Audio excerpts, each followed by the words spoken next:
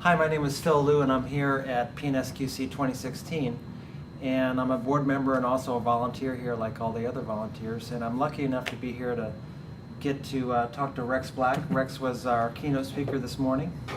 And one of the things that came up in your talk this morning, Rex, was the what was it? The stinky fish on the table? Yes, the dead fish on the conference room table. Yeah. And delivering bad news. And that's Yeah. often hard to do from a delivering end and also on the receiving side. Sure. I know that when I receive bad news, my first instinct is, well, okay, now what? What are we going to do? And, and why is this happening? Yeah. And maybe you're on the delivering side a lot, so Yeah. maybe you can tell me some of the ways that you've made mistakes in delivering it and some of the ways that you've done a good job at delivering it, and I'll tell you some of my stories too. Okay. Well, I definitely agree with you that it is far better, I think, to be ready when delivering bad news, to be ready to come and say, and here's what I think we ought to do about it, right? That being able to be part of the solution is important in the testing world. I've heard these stories about people who are like, oh, the greatest project I was ever on was where I got something canceled or some other type of thing. And it's kind of, I always think, well, that's kind of like, okay, you're standing in a boat with somebody and you shoot holes under their feet, right? You're still in that same boat, right? Sure. So now, I'll certainly plead guilty to having made those kinds of mistakes. I was on a project where I had to deliver so much bad news that I may have contributed to the fact that the project manager had started keeping a bottle of vodka in his desk, which he was starting in on earlier and earlier during the day. Well, I do have whiskey in the desk. Well, yeah, but this was starting up pretty early, and I learned actually not to deliver bad news to the guy after 2 o'clock because that was the point where the hangover from the day before had burned off. And, yeah. Okay. This was a classic, really bad project. I'm not that bad. But go ahead. No, you're not. This guy, I think, was getting into some serious, 12-step territory at that project.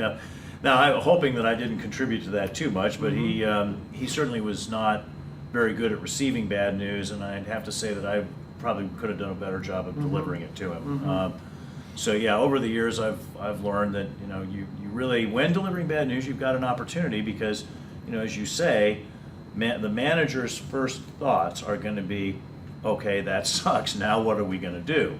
Right. And if as a test person you just sit back and go, oh, that's not my job. My job is to find bugs and tell you about them, right? Sure. Then I basically now define myself as extraneous to the solution, right? Which I don't think is a good place to be, especially when things are hitting the fan.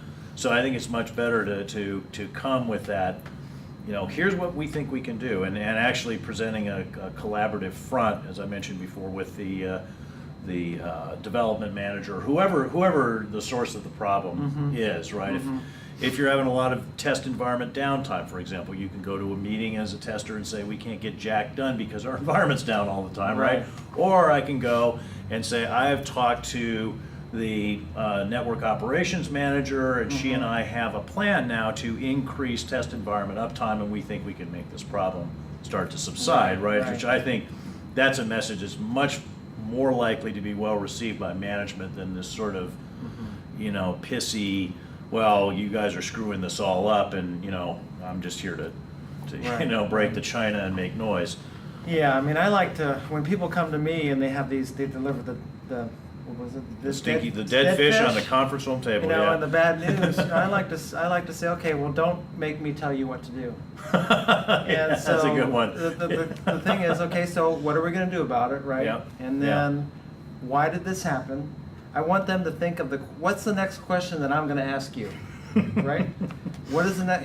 Why did this happen? Yeah. What other considerations do we have in fixing it besides the one you told me you're going to do? And why did we not choose those things, right? Yeah, good. And I think if you come with bad news or the stinky fish, and you have all these background behind why it happened and how we can fix it, it makes it a lot easier to digest. Oh yeah, absolutely. Yeah, and I think it's also because I see what you're doing there. You're kind of the Socratic questioning of them, right? Trying Well, to lead them into a In style a way, of I'm trying thinking. to train them also. Yeah, that's I what I don't mean. wanna- That's the Socratic method, I want right? to go on vacation. Yeah, you want to go Yeah, ride a right. bicycle through the Smoky Mountains, Exactly. right? I You don't wanna can't do be that there. for 2 weeks if That's you have to right. be there. Yeah, Exactly. yeah. No, and that's exactly you're guiding them through that questioning Mm-hmm. of like, look, this is how I want your brain to work in these circumstances, Mm-hmm. rather than just coming and saying, oh, things are Yeah, we screwed have- up. Now what do we yeah, do? right. Well.